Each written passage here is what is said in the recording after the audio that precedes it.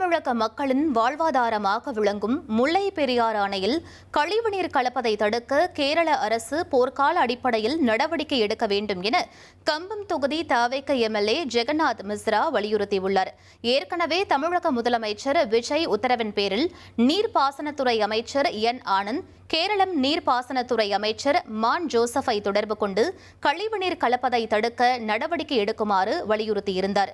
இதனிடையே முல்லை பெரியாறு அணையில் கழிவுநீர் கலக்கும் 0 பாயிண்ட் பகுதிகளில் கம்பம் தொகுதி எம்எல்ஏ ஜெகநாத் மிஸ்ரா நேரில் ஆய்வு நடத்தினார். பின்னர் கழிவுநீர் கலப்பதை தடுக்க கேரளம் அரசும் சம்பந்தப்பட்ட அதிகாரிகளும் உடனடியாக நடவடிக்கை எடுக்குமாறு அவர் வலியுறுத்தியுள்ளார்.